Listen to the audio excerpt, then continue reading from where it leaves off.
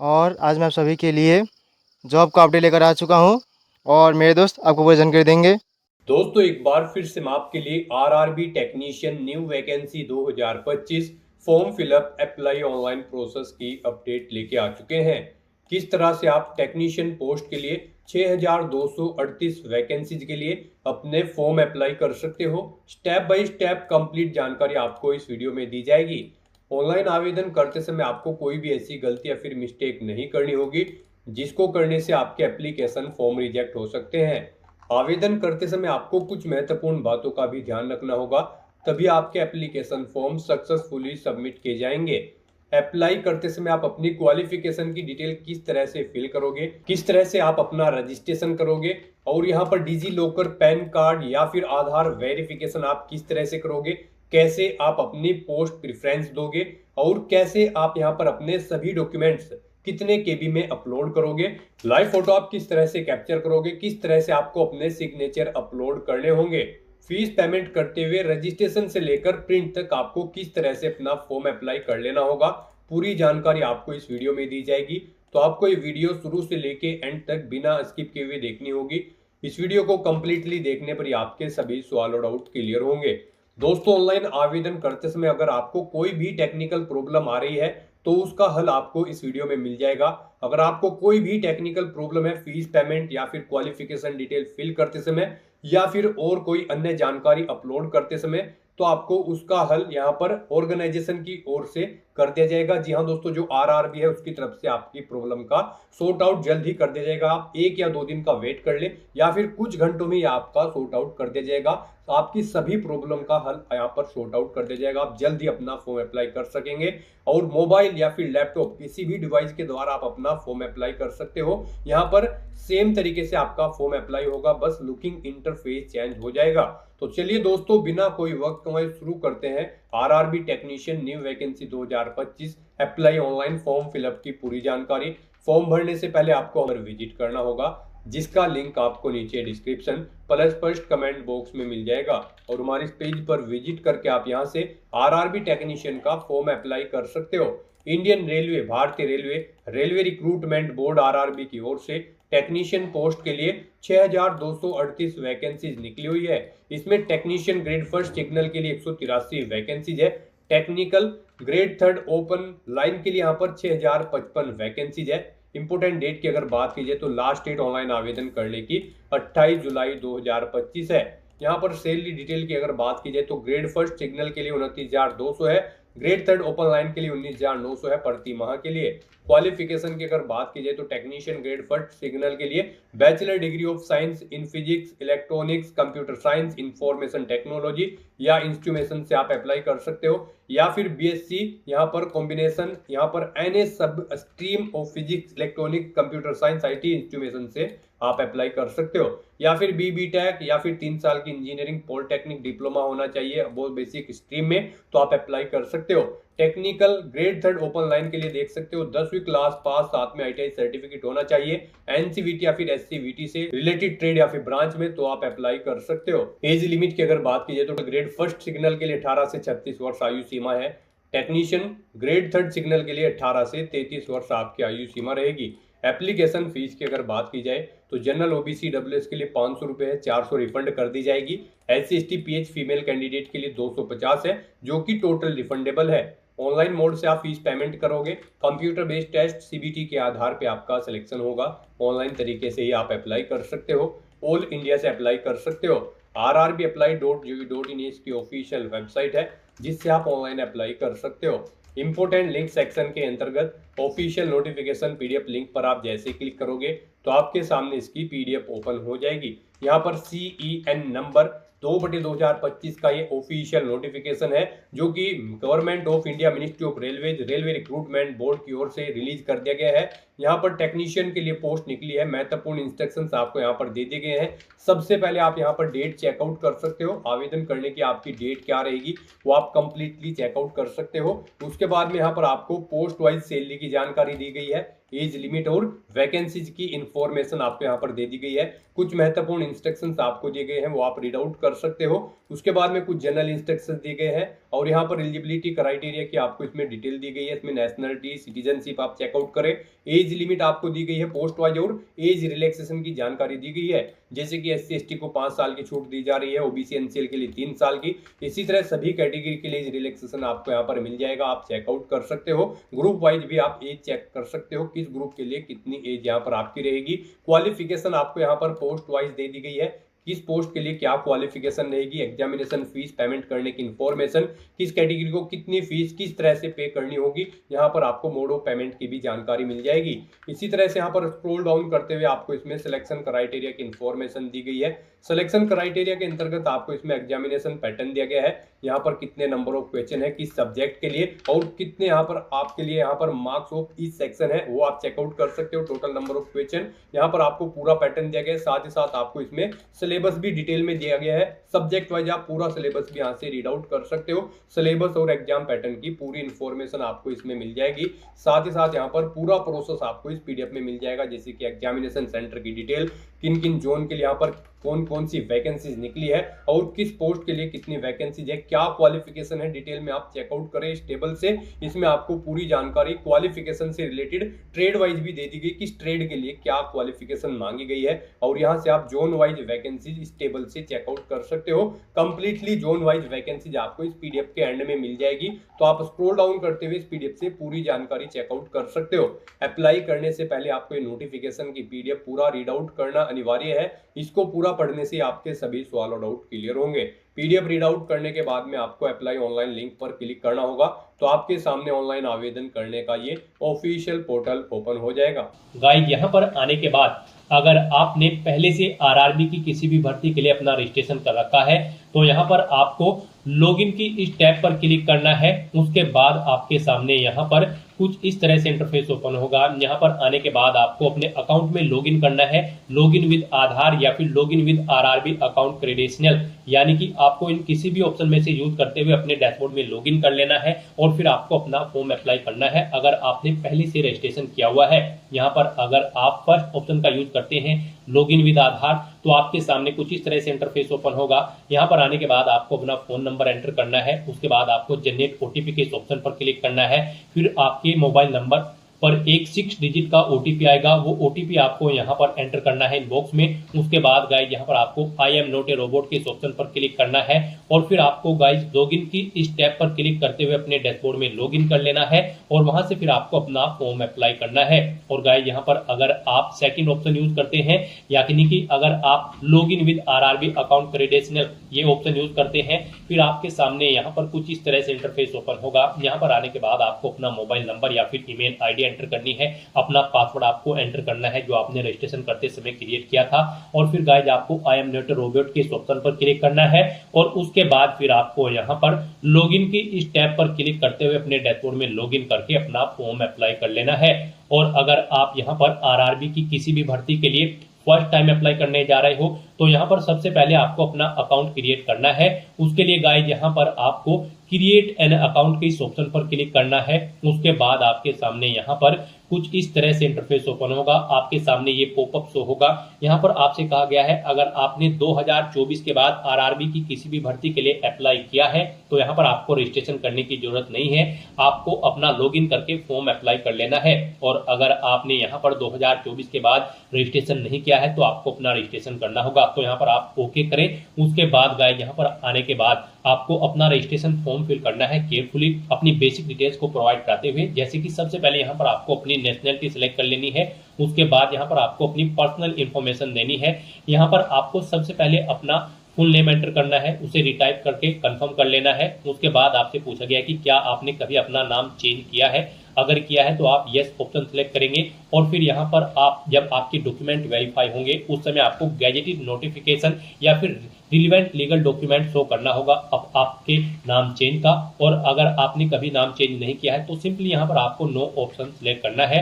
उसके बाद यहाँ पर आपको अपनी डेट ऑफ बर्थ सिलेक्ट करनी है, आपको इस कैलेंडर में से अपनी डेट ऑफ बर्थ सिलेक्ट कर लेनी है। फिर यहाँ पर आपको अपनी डेट ऑफ बर्थ टाइप करनी है DDMMYY फॉर्मेट में। यहाँ पर आपको पहले डे एंटर करना है, फिर आपको स्लैश मंथ एंटर करना है, फिर स्लैश देके आपको अपना ईयर यहाँ पर एंटर कर देना है। आपकी 10वीं की मार्कशीट के अकॉर्डिंग यहाँ पर आपकी डेट ऑफ बर्थ होनी चाहिए। उसके बाद यहाँ पर आपको अपना जेंडर सिलेक्ट करना है, उसे दोबारा से रीसिलेक्ट करना है कंफर्मेशन के लिए। फिर आपको अपने फादर का नाम यहाँ पर एंटर करना है, उसे भी रीटाइप कर देना है। मदर का नाम एंटर करना है, उसे भी रीटाइप कर देना है। उसके बाद यहाँ पर आपको अपनी कॉन्टैक्ट डिटेल देनी है। यहाँ पर आपको कॉन्टैक्ट डिटेल में सबसे पहले आपको अपना ईमेल एड्रेस एंटर करना है, फिर आपको अपना मोबाइल नंबर एंटर करना है और उनके बाद आपको जनरेट ईमेल ओटीपी और जनरेट मोबाइल ओटीपी के ऑप्शन पर क्लिक करना है। उसके बाद आपके ईमेल एड्रेस और मोबाइल नंबर पर 6 डिजिट के 2 ओटीपी आएंगे। वो ओटीपी आपको यहाँ पर एंटर करके अपना मोबाइल नंबर और ईमेल आईडी को वेरीफाई कर लेना है। उसके बाद गाइज यहाँ पर आपको अपना वेरिफिकेशन करना है। वेरिफिकेशन के लिए यहाँ पर आपके पास 3 ऑप्शन है। आप यहाँ पर डिजी लॉकर के थ्रू अपना वेरिफिकेशन कर सकते हैं, या फिर गाइज यहाँ पर आप आधार कार्ड के थ्रू अपना वेरिफिकेशन कर सकते हैं, या फिर आपके पास अगर आधार भी नहीं है तो उसके थ्रू भी आप यहाँ पर अपना वेरिफिकेशन कर सकते हैं अपने पैन नंबर की डिटेल प्रोवाइड कराते हुए। तो यहाँ पर हम आपको तीनों ऑप्शंस के बारे में बताएंगे 1 बाय 1 करके। तो यहाँ पर अगर आप ऑप्शन सिलेक्ट करते हैं वेरिफिकेशन थ्रू डिजी लॉकर, तो आपको यहाँ पर वेरिफिकेशन थ्रू डिजी लॉकर के इस ऑप्शन पर क्लिक करना है। फिर यहाँ पर आपको आई कंफर्म के चेकबॉक्स को ओके करना है और उसके बाद गाइज आपको वेरीफाई के इस ऑप्शन पर क्लिक कर देना है। नेक्स्ट आपके सामने डिजी लॉकर का इंटरफेस ओपन हो जाएगा। यहाँ पर आने के बाद गाइज आपको अपना आधार नंबर एंटर करना है, ये कैप्चा कोड आपको यहाँ पर एंटर करना है और उसके बाद फिर आपको नेक्स्ट के इस ऑप्शन पर क्लिक कर देना है। फिर आपके रजिस्टर्ड मोबाइल नंबर पर जिससे आपका आधार अटैच है यानी कि लिंक है, उस पर एक ओटीपी आएगा। वो ओटीपी आपको यहाँ पर एंटर करना है और फिर आपको दोबारा से कंटिन्यू के इस ऑप्शन पर क्लिक कर देना है। नेक्स्ट यहाँ पर आपको अपना 6 डिजिट का डिजी लॉकर का सिक्योरिटी पिन एंटर करना है और अगर आप भूल चुके हो तो यहाँ पर आप फॉरगेट सिक्योरिटी पिन के इस ऑप्शन पर क्लिक करें और अपना सिक्योरिटी पिन यहाँ पर गेट कर ले। गाइड यहाँ पर अगर आपने रजिस्ट्रेशन कर रखा है तो आपको यहाँ पर अपना 6 डिजिट का डिजी लॉकर का सिक्योरिटी पिन एंटर करना है और अगर आपने रजिस्ट्रेशन नहीं कर रखा है तो आपको डिजी लॉकर की वेबसाइट को ओपन कर लेना है और वहां पर अपना अकाउंट आपको रजिस्टर कर लेना है, अकाउंट क्रिएट कर लेना है। इस तरह से अपना पिन यहाँ पर एंटर करने के बाद फिर आपको कंटिन्यू के ऑप्शन पर ही क्लिक करना है। नेक्स्ट आपके सामने आपका डिजी लॉकर अकाउंट कुछ इस तरह से शो होगा। अब यहाँ पर आने के बाद गाइज आपको अलाउ के इस ऑप्शन पर क्लिक करना है। इस तरह से यहाँ पर आपका डिजी लॉकर अकाउंट के थ्रू आपका वेरिफिकेशन कंप्लीट हो जाएगा और आपको आरआरबी के इसी इंटरफेस पर रिडायरेक्ट कर दिया जाएगा। नेक्स्ट ऑप्शन यहाँ पर वेरिफिकेशन का है आधार कार्ड के थ्रू। गाइज अगर यहाँ पर आप वेरिफिकेशन थ्रू आधार कार्ड ऑप्शन सिलेक्ट करते हैं तो फिर आपके सामने यहाँ पर कुछ इस तरह से इंटरफेस शो होगा। यहाँ पर आने के बाद आपको अपना आधार कार्ड नंबर एंटर करना है। उसके बाद आपको जनरेट आधार ओटीपी के ऑप्शन पर क्लिक करना है। आपके मोबाइल नंबर पर जिससे आपका आधार लिंक है उस पर एक ओटीपी आएगा 6 डिजिट का, वो ओटीपी आपको यहाँ पर एंटर करना है और फिर आपको यहाँ पर वेरीफाई के इस ऑप्शन पर क्लिक करते हुए आपको अपना आधार वेरीफाई कर लेना है। यहाँ पर आपके लिए सबसे बेस्ट ऑप्शन आधार कार्ड का ही रहेगा क्योंकि यहाँ पर आगे भी आपको आपके आधार की जरूरत पड़ेगी एग्जाम टाइम के दौरान, वहां पर भी आपको अपना आधार कार्ड शो करना होगा। तो यहाँ पर हम आपको सजेस्ट करेंगे आप यहाँ पर अपना वेरिफिकेशन आधार के थ्रू कर ले, ये आपके लिए सबसे बेस्ट ऑप्शन है। आरआरबी की भर्ती में यहाँ पर आधार मस्ट कर दिया गया है। तो यहाँ पर अब उसके बाद एक और ऑप्शन है, अगर आप करना चाहे तो यहाँ पर आपका थर्ड ऑप्शन है I do not have Aadhaar card. आपको इस ऑप्शन पर क्लिक करना है। उसके बाद गाइड आपके सामने कुछ ये पॉपअप शो होगा। यहाँ पर आपको दोबारा से I do not have Aadhaar card के ऑप्शन पर क्लिक करना है। उसके बाद यहाँ पर आपके सामने कुछ इस तरह से इंटरफेस शो होगा। आप यहाँ पर इस चेकबॉक्स को ओके करें। उसके बाद यहाँ पर आप अपनी कोई वैलिड प्रूफ आईडी सिलेक्ट करें। पैन कार्ड यहाँ पर केवल आपको ऑप्शन दिया गया है। उसके बाद यहाँ पर आपका जो नाम पैन पर आधारित है वो नाम यहाँ पर आप एंटर करें। अपनी डेट ऑफ बर्थ इस कैलेंडर में से सिलेक्ट करें। अपना पैन नंबर यहाँ पर आप एंटर करें। उसके बाद किस अथॉरिटी ने आपको इशू किया है उसका नाम आपको देना है। प्लेस ऑफ इशू यहाँ पर आपको देना है और उसके बाद फिर आपको प्रोसीड के ऑप्शन पर क्लिक करके इस थर्ड ऑप्शन के थ्रू भी आप अपना वेरिफिकेशन यहाँ पर कंप्लीट कर सकते हो। तो इनमें से आपको कोई भी ऑप्शन यूज करते हुए अपना वेरिफिकेशन कर लेना है, ये मस्ट है। ये पूरी वेरिफिकेशन की प्रोसेस हमने आपको बता दी है। इनमें से किसी का भी यूज करते हुए आप अपना वेरिफिकेशन कर सकते हैं। हम आपको एक बार फिर से बता दें, आप यहाँ पर आधार कार्ड के थ्रू अपना वेरिफिकेशन करें, आपके लिए बेस्ट रहेगा। तो यहाँ पर किसी भी ऑप्शन के थ्रू वेरिफिकेशन करने के बाद आपको इस चेकबॉक्स को ओके करना है। I confirm that I am 18 year old या फिर ओल्डर, यानी कि मेरी आयु यहाँ पर 18 साल हो चुकी है या फिर इससे अधिक। आपको इस चेकबॉक्स को ओके करना है। ये डिटेल आप यहाँ पर इस पर क्लिक करके सुन भी सकते हो। और फिर गाइज यहाँ पर आपको अपना पासवर्ड क्रिएट करना है। यहाँ पर आपका पासवर्ड अल्फा न्यूमेरिक फॉर्मेट में होना चाहिए। मींस आपके पासवर्ड में एक अपर केस कैरेक्टर, एक लोअर केस कैरेक्टर, एक इंटीजर नंबर और एक स्पेशल कैरेक्टर जैसे कि @ हैश या फिर डॉलर होना चाहिए। तो इस फॉर्मेट में आपको अपना पासवर्ड क्रिएट करना है। ये एग्जांपल हमने आपको दिखाया है। वही पासवर्ड आपको यहाँ पर कंफर्म पासवर्ड फील्ड में एंटर करना है। I am not a robot के इस चेकबॉक्स को ओके करना है। और फिर गाइज आपको यहाँ पर preview and create an account के ऑप्शन पर क्लिक करके अपना अकाउंट क्रिएट कर लेना है। अपना रजिस्ट्रेशन कंप्लीट करने के बाद फिर आपको यहाँ पर अपने अकाउंट में लॉगिन करना है।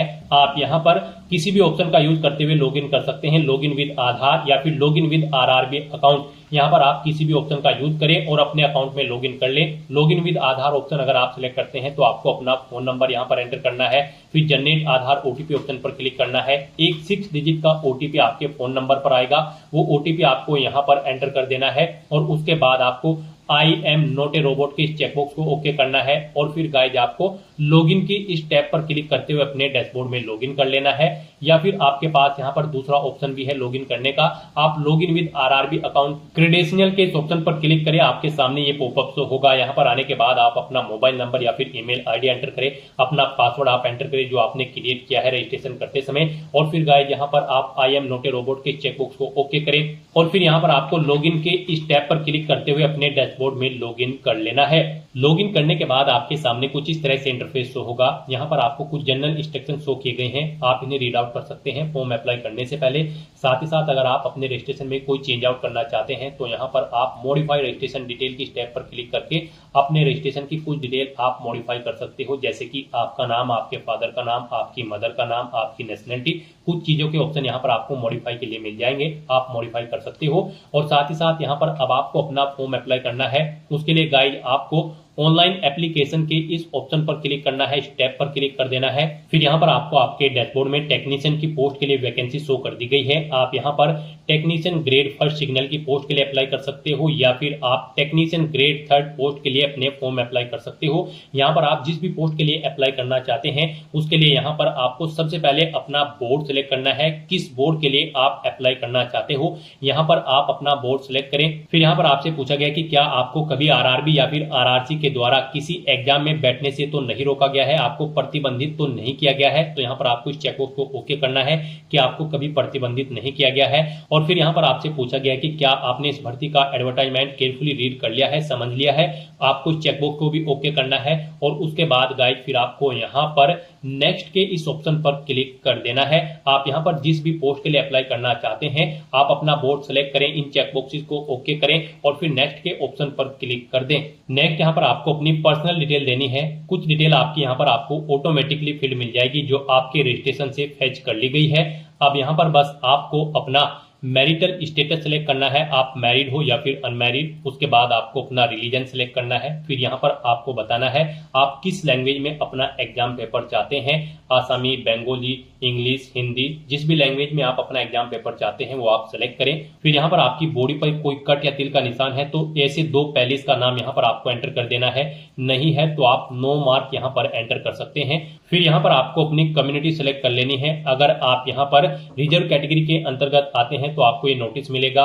यहाँ पर आपसे कहा गया है केवल उन्हीं कैंडिडेट्स को यहाँ पर रिजर्वेशन दिया जाएगा जो यहाँ पर सेंट्रल गवर्नमेंट ऑफ इंडिया के अंतर्गत SC, ST, OBC non creamy layer candidate है।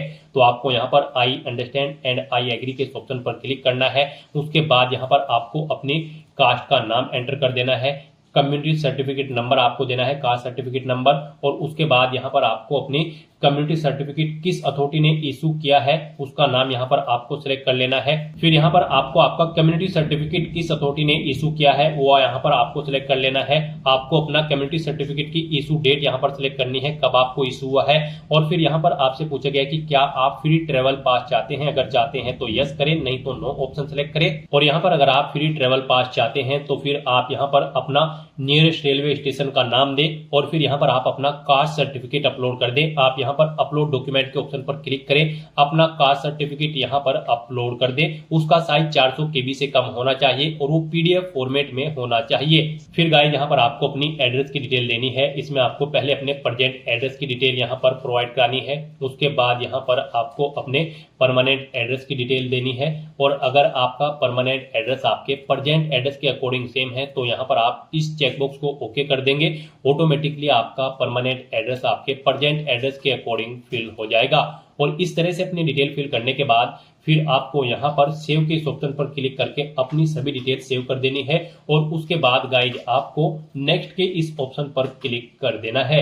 नेक्स्ट आपके सामने कुछ इस तरह से इंटरफेस ओपन होगा। अब यहाँ पर आपसे पूछा गया कि क्या आप एक सर्विसमैन कैंडिडेट हैं, अगर हैं तो आप यस करें, और फिर यहाँ पर आप सिलेक्ट करें आपने आर्मी, नेवी, एयरफोर्स किस में सर्विस की है। उसके बाद यहाँ पर आप अपनी रैंक एंटर करें, डेट ऑफ एंट्री यहाँ पर सिलेक्ट करें, और फिर यहाँ पर आपसे पूछा गया कि क्या आप फिलहाल भी कार्यरत हैं अपनी सेवा पर, अगर हैं तो यस करें, नहीं तो आप नो ऑप्शन सेलेक्ट करें। यस अगर आप सिलेक्ट करते हैं तो फिर डिस्चार्ज की डेट यहाँ पर, एक्सपेक्टेड डेट यहाँ पर आपको सिलेक्ट कर लेनी है, और अगर आप कार्यरत नहीं है तो आप नो ऑप्शन सेलेक्ट करेंगे, यानी कि फिर आपको यहाँ पर अपनी डिस्चार्ज की डेट सिलेक्ट कर लेनी है, कब आप डिस्चार्ज हुए हैं।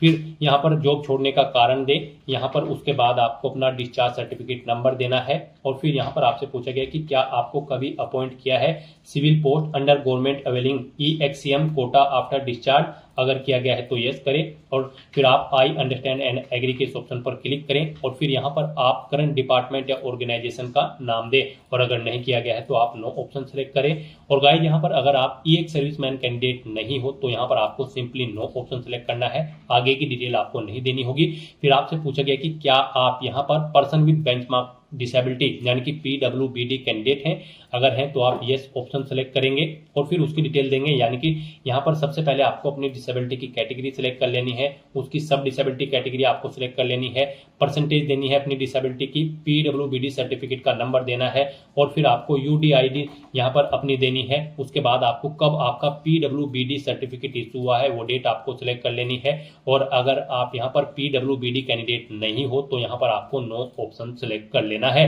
फिर यहाँ पर आपसे पूछा गया कि क्या आप इकोनॉमिकली बैकवर्ड क्लास यानी कि EBC कैंडिडेट हैं, अगर हैं तो आप यहाँ पर यस ऑप्शन सेलेक्ट करें, I understand and I agree के ऑप्शन पर क्लिक करें, और फिर उसकी डिटेल दें, जैसे कि यहाँ पर आपको टाइप ऑफ डॉक्यूमेंट सेलेक्ट करना है, आप पर किस टाइप का डॉक्यूमेंट है, इशूइंग अथॉरिटी सेलेक्ट करनी है, सर्टिफिकेट नंबर आपको अपना देना है, किस डेट को इशू हुआ है वो डेट सेलेक्ट कर लेनी है, और अगर आप EBC कैंडिडेट नहीं है तो आपको नो ऑप्शन सेलेक्ट करना है, आगे की डिटेल आपको फिर नहीं देनी होगी। फिर यहाँ पर आपसे पूछा गया है कि क्या आप रेलवे में सर्विस करते हैं, अगर करते हैं तो आप यस ऑप्शन सेलेक्ट करें। फिर यहाँ पर आपसे पूछा गया कि क्या आपके पास NOC है कंट्रोलिंग ऑफिसर की, अगर है तो आप यस करें, और फिर यहाँ पर आपको NOC डॉक्यूमेंट वेरिफिकेशन टाइम पर शो करनी होगी, आपको यहाँ पर I understand and I agree के ऑप्शन पर क्लिक करना है, और अगर आपके पास NOC नहीं है तो आप नो ऑप्शन सेलेक्ट करेंगे। फिर भी यहाँ पर आपको अप्लाई कर देना है, आपको NOC शो करनी ही होगी डॉक्यूमेंट वेरिफिकेशन टाइम पर। उसके बाद यहाँ पर आपको अपनी कैटेगरी सिलेक्ट करनी है, किस कैटेगरी के अंतर्गत आप रेलवे में कार्यरत हैं, फिर प्लेस ऑफ वर्किंग देनी है, जोन, PU या फिर यूनिट सिलेक्ट करनी है जिसमें आप कार्यरत हैं, और अगर आप रेलवे में सर्विस नहीं करते हैं तो सिंपली आपको यहाँ पर नो ऑप्शन सिलेक्ट करना है। और उसके बाद यहाँ पर आपसे पूछा गया है कि क्या यहाँ पर आप करंट में एम्प्लॉय हैं, यहाँ पर आप सेंट्रल गवर्नमेंट के एम्प्लॉय हैं या फिर स्टेट गवर्नमेंट के एम्प्लॉय हैं या फिर पब्लिक सेक्टर में आप एम्प्लॉय हैं या फिर एम्प्लॉय नहीं है, तो यहाँ पर आपको नॉट एप्लीकेबल ऑप्शन सिलेक्ट करना होगा।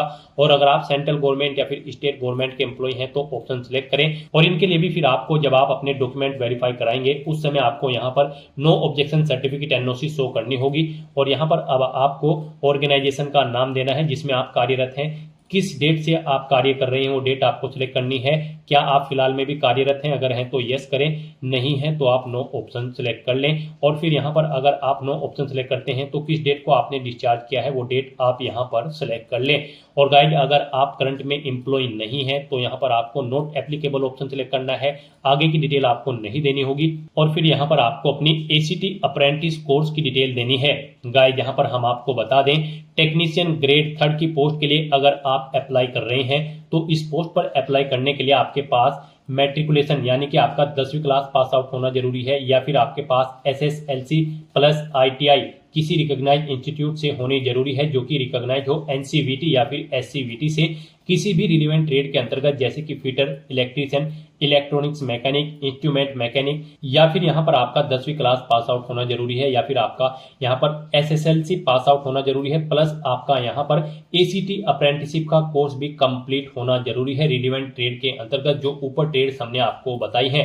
तो यहाँ पर आपको अपने ACT अप्रेंटिस कोर्स की डिटेल देनी है। अगर आप यहाँ पर टेक्नीशियन ग्रेड 3 की पोस्ट के लिए अप्लाई कर रहे हैं और आपके पास 10वीं के साथ साथ यहाँ पर एसीटी अप्रेंटिस का कोर्स कंप्लीट है तो यहाँ पर आप यस ऑप्शन सेलेक्ट करें। अगर आपने यहाँ पर अपना एसीटी अप्रेंटिस कोर्स कंप्लीट कर लिया है, उसके बाद यहाँ पर आपको अपनी ट्रेड सेलेक्ट करनी है, किसमें आपने अपना कोर्स कंप्लीट किया है, ट्रेनिंग आपकी कब से स्टार्ट हुई है वो डेट आप सिलेक्ट करें, किस डेट तक हुई है वो डेट सिलेक्ट करें। इनके अकॉर्डिंग यहाँ पर आपकी ट्रेनिंग का ड्यूरेशन कैलकुलेट करके आपको शो कर दिया जाएगा। यहाँ पर आपका रिजल्ट डिक्लेयर हो चुका है या फिर अवेटेड है, यहाँ पर आप येस या नो ऑप्शन सिलेक्ट करें। फिर यहाँ पर आपको अपनी बैंक डिटेल प्रोवाइड करनी है। यहाँ पर आपको अपना नाम एंटर करना है, बैंक होल्डर का नेम, यानी कि बैंक के अकाउंट में जो आपका नाम है वो नाम यहाँ पर आपको एंटर करना है। फिर आपको अपना बैंक अकाउंट नंबर यहाँ पर एंटर करना है, उसे एक बार फिर से एंटर करके कंफर्म कर लेना है। फिर आपको अपना आईएफएससी कोड यहाँ पर एंटर करके कंफर्म के बटन पर क्लिक करना है। उसके बाद आपके आईएफएससी कोड के अकॉर्डिंग आपके बैंक का नेम और यहाँ पर आपके बैंक का एड्रेस ऑटोमेटिकली फिल हो जाएगा।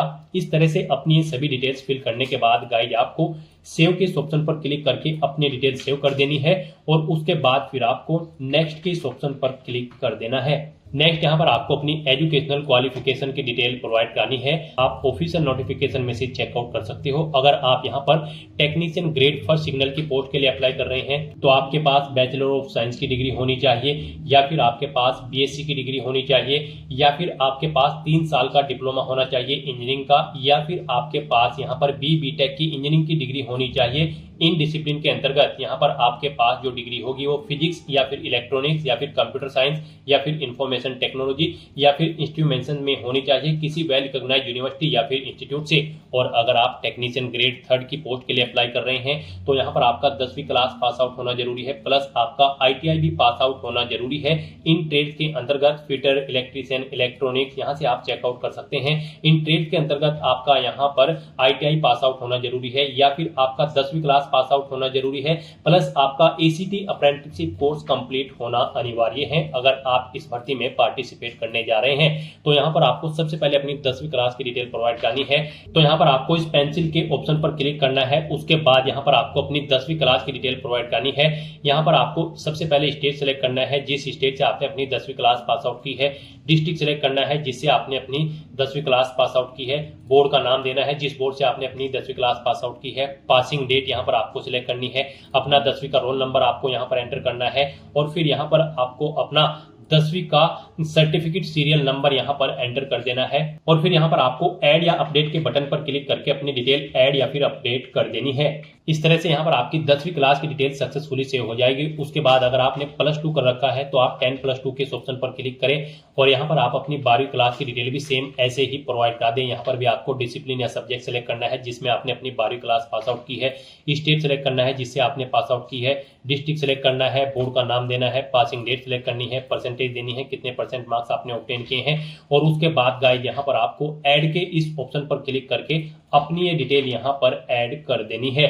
और फिर यहाँ पर आपको अपनी आईटीआई की डिटेल देनी है अगर आप टेक्नीशियन ग्रेड 3 की पोस्ट के लिए अप्लाई कर रहे हैं, या फिर गाइड आप यहाँ पर अपने नेशनल अप्रेंटिसशिप कोर्स की डिटेल देंगे अगर यहाँ पर आप टेक्नीशियन ग्रेड 3 की पोस्ट के लिए अप्लाई कर रहे हैं। और यहाँ पर अगर आप टेक्नीशियन ग्रेड 1 की पोस्ट के लिए अप्लाई कर रहे हैं तो फिर यहाँ पर आपको अपनी बैचलर डिग्री की डिटेल्स प्रोवाइड करनी होगी या फिर इंजीनियरिंग डिग्री की। तो यहाँ पर हम आपको टेक्नीशियन ग्रेड 3 की पोस्ट के लिए अप्लाई करके दिखा रहे हैं। तो यहाँ पर आपका 10वीं क्लास पास आउट होना जरूरी है इस पोस्ट के लिए, या फिर आपके पास आईटीआई होनी जरूरी है, या फिर 10वीं क्लास पास आउट होने के साथ साथ आपके पास नेशनल अप्रेंटिसशिप कोर्स कंप्लीट होना जरूरी है। तो यहाँ पर आपको अपनी आईटीआई या फिर नेशनल अप्रेंटिसशिप कोर्स की डिटेल देनी होगी। यहाँ पर आप आईटीआई ऑप्शन सेलेक्ट करें अगर आईटीआई आपने पास आउट की है। ट्रेड सेलेक्ट करें जिसमें आपने अपनी आईटीआई कंप्लीट की है। स्टेट सेलेक्ट करें जिससे आपने अपनी आईटीआई कंप्लीट की है। डिस्ट्रिक्ट सेलेक्ट करें जिससे आपने अपनी आईटीआई यहाँ पर कंप्लीट की है। फिर यहाँ पर आपको इंस्टीट्यूट का नाम देना है जिससे आपने अपनी आईटीआई कंप्लीट की है। पासिंग डेट सेलेक्ट करनी है। सर्टिफिकेट इशू आपको एनसीवीटी या फिर एससीवीटी किसने किया है वो ऑप्शन आपको सिलेक्ट करना है। सर्टिफिकेट का टाइप यहाँ पर आपको सिलेक्ट कर लेना है, वो नेशनल ट्रेड सर्टिफिकेट है या फिर स्टेट ट्रेड सर्टिफिकेट, आप अपने अकॉर्डिंग ऑप्शन सिलेक्ट करें।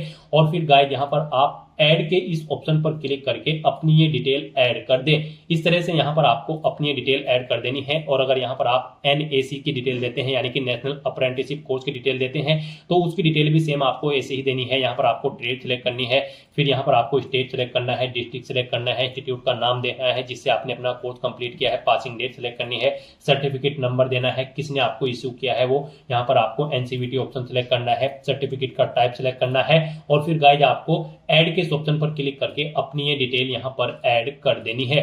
इस तरह से आपको अपनी एजुकेशनल क्वालिफिकेशन की डिटेल यहाँ पर ऐड कर देनी है और उसके बाद गाइज आपको फिर नेक्स्ट के इस ऑप्शन पर क्लिक कर देना है। नेक्स्ट यहाँ पर आपको अपना फोटो और सिग्नेचर अपलोड करने हैं। यहाँ पर आपको फोटो कैप्चर करने के लिए दो ऑप्शन दिए गए हैं। आप यहाँ पर डायरेक्टली कैप्चर लाइव इमेज के ऑप्शन पर क्लिक करें, अपने वेब कैमरा के थ्रू अपना लाइव फोटो कैप्चर कर लें, या फिर आप यहाँ पर capture live image from mobile के इस ऑप्शन पर क्लिक करें। आपके सामने यहाँ पर एक QR कोड शो होगा। इस QR कोड को आप अपने मोबाइल फोन से स्कैन करें। अपने मोबाइल फोन में आपने जो भी यहाँ पर QR कोड स्कैनर इंस्टॉल किया हुआ है उसके थ्रू आप इसे स्कैन करें। उसके बाद आपके मोबाइल फोन में आपको अपना RRB का अकाउंट लॉगिन करना होगा। अपने लॉगिन की डिटेल प्रोवाइड करते हुए आपको अपने डैशबोर्ड में लॉगिन कर लेना है और फिर वहां से आपको अपना फोटो लाइव कैप्चर करना है। फोटो कैप्चर करते समय आपको अपना फेस सर्कल में प्रॉपर वे में लाना है और अपनी आंखों को 2 या 3 बार ब्लिंक करना है। उसके बाद यहाँ पर आपका लाइव फोटो कैप्चर हो जाएगा आपके मोबाइल फोन से। यहाँ पर फोटो कैप्चर करते समय आपको कुछ जनरल इंस्ट्रक्शंस दिए गए हैं, आपको इन्हें रीड आउट कर लेना है। फोटो कैप्चर करते समय आपको सफेद कपड़े नहीं पहनने हैं और जिस स्थान पर आप अपना फोटो कैप्चर करेंगे वहां पर प्रॉपर वे में लाइट होनी चाहिए और प्लेन बैकग्राउंड उस स्थान का होना चाहिए और यहाँ पर आपको बिल्कुल सीधा कैमरे की तरफ देखना है और आपको यहाँ पर फोटो कैप्चर करते समय अपने सर पर कोई टोपी या फिर कैप नहीं पहननी है, ना आपको अपने चेहरे पर कोई मास्क लगाना है और ना ही आपको अपने आंखों पर कोई चश्मा यहाँ पर पहनना है। तो यहाँ पर आपको कुछ इन इंस्ट्रक्शंस को ध्यान में रखते हुए अपना लाइव फोटो कैप्चर कर लेना है। दोस्तों, मोबाइल से लाइव फोटो कैप्चर करने के लिए सबसे पहले आपको अपने फोन में QR code scanner application open करनी होगी। उसके बाद में आपको ये बार कोड यहाँ पर स्कैन कर लेना होगा। उसके बाद में आपको इस लिंक पर क्लिक करना होगा। उसके बाद यहाँ पर आने के बाद में आपको RRB अकाउंट के अंतर्गत अपने डैशबोर्ड में लॉगिन करना होगा। लॉगिन करने के लिए आप आधार से लॉगिन कर सकते हो या फिर RRB अकाउंट के थ्रू लॉगिन कर सकते हो। जैसे कि हम आपको RRB अकाउंट के थ्रू लॉगिन करके दिखा रहे हैं। सबसे पहले आपको यहाँ पर अपना ईमेल एड्रेस एंटर करना होगा, पासवर्ड आपको एंटर करना होगा और इस चेक बॉक्स को ओके करना होगा और यहाँ पर लॉगिन की स्टेप पर क्लिक करके अपने डैशबोर्ड में लॉगिन कर लेना होगा। लॉगिन करने के लिए आपको ईमेल आईडी या फिर मोबाइल फोन पर एक OTP सेंड करना होगा। उसके लिए आपको यहाँ पर इस लिंक पर क्लिक करना होगा। OTP एंटर करने के बाद में आपको लॉगिन की स्टेप पर क्लिक करना होगा। लॉगिन करने के बाद में आपके सामने कुछ इस तरह से इंटरफेस ओपन हो जाएगा।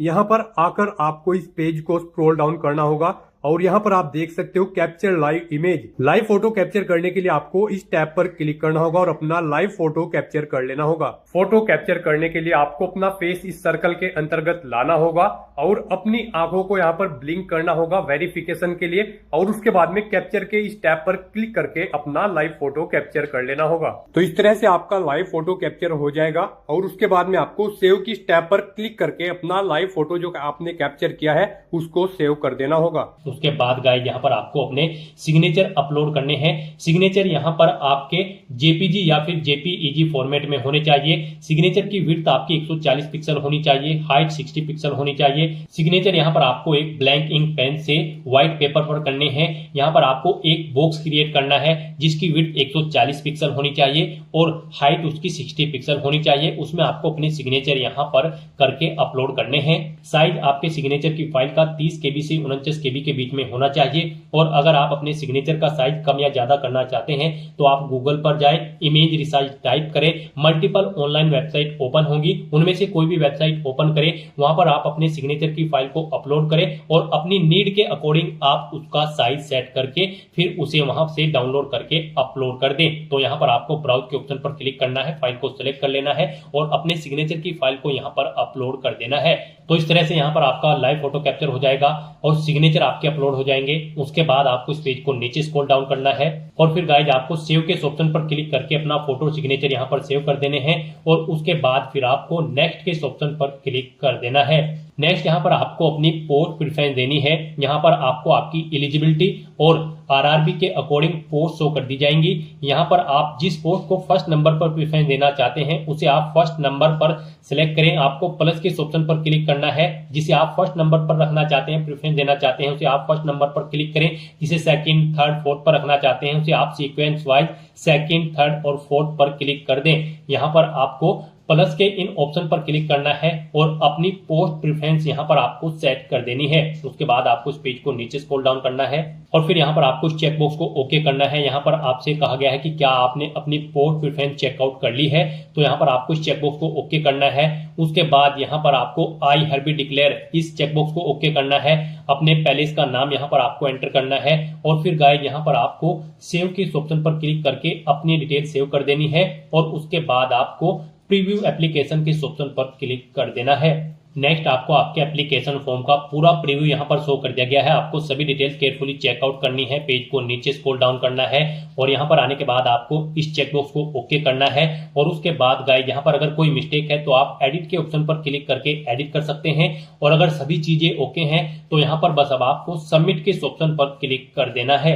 फिर आपके सामने ये पॉपअप शो होगा, आपको दोबारा से सबमिट के इस ऑप्शन पर क्लिक करना है। अब यहाँ पर आपको अपना फीस पेमेंट करना है। हम आपको बता दें, अगर आप जनरल ओबीसी ईडब्ल्यूएस कैंडिडेट हो तो आपको 500 रुपए यहाँ पर फीस के रूप में जमा कराने होंगे, जिनमें से 400 रुपए आपके रिफंड कर दिए जाएंगे। और अगर आप SC ST PH female candidate हैं तो आपको 250 रुपए फीस के रूप में जमा कराने होंगे। पूरे की पूरी फीस आपकी यहाँ पर रिफंड कर दी जाएगी अगर आप SC ST PH या फिर फीमेल कैंडिडेट हो। तो यहाँ पर अब आपको अपना फीस पेमेंट करना है। आपको आपकी कैटेगरी के अकॉर्डिंग यहाँ पर फीस का अमाउंट शो कर दिया जाएगा। अब यहाँ पर फीस पेमेंट करने के लिए आपको पे विद SBI ई पे के इस ऑप्शन पर क्लिक करना है। फिर आपके सामने ये पॉपअप शो होगा। यहाँ पर आने के बाद आपको आई एग्री के चेकबॉक्स को ओके करना है और उसके बाद प्रोसीड के इस ऑप्शन पर क्लिक कर देना है। नेक्स्ट आपके सामने फीस पेमेंट का इंटरफेस ओपन हो जाएगा। यहाँ पर आप यूपीआई के माध्यम से अपना फीस पेमेंट कर सकते हो। यहाँ पर आप अपनी यूपीआई आईडी एंटर करके अपना फीस पेमेंट कर सकते हो। यहाँ पर आप अपनी यूपीआई आईडी एंटर करें और वैलिडेट यूपीआई आईडी के इस ऑप्शन पर क्लिक करते हुए आप अपना फीस पेमेंट कर दें। या फिर गाइस आप यहाँ पर यूपीआई क्यूआर कोड का ऑप्शन सेलेक्ट करें और यहाँ पर आप पे नाउ के ऑप्शन पर क्लिक करें। उसके बाद आपको यहाँ पर ये क्यूआर कोड शो होगा, इसे आप अपने यूपीआई से स्कैन करें और अपना फीस पेमेंट कर दें। सक्सेसफुली फीस पेमेंट करने के बाद यहाँ पर आपके एप्लीकेशन फॉर्म की सभी टास्क कंप्लीट हो जाएगी। आपका एप्लीकेशन फॉर्म यहाँ पर सक्सेसफुली सबमिट हो जाएगा। उसके बाद आपको अपने एप्लीकेशन फॉर्म का एक हार्ड कॉपी प्रिंट आउट ले लेना है फ्यूचर यूज के लिए, फ्यूचर रेफरेंस के लिए। और फिर आप अपने डैशबोर्ड में जाकर एप्लीकेशन हिस्ट्री में चेकआउट कर सकते हो कि आपका एप्लीकेशन फॉर्म यहाँ पर सक्सेसफुली सबमिट हो चुका है या फिर नहीं। तो दोस्तों ऐसे आप आरआरबी टेक्नीशियन 6238 खाली पोस्ट को भरने के लिए अपने फॉर्म अप्लाई कर सकते हो बिना कोई मिस्टेक किए हुए। आज की इस वीडियो में बस इतना ही। आई होप ये वीडियो आपको पसंद आई होगी। अगर पसंद आई हो तो इसे लाइक और शेयर करें। चैनल पर नए हो तो इसे सब्सक्राइब कर लें। Thanks for watching.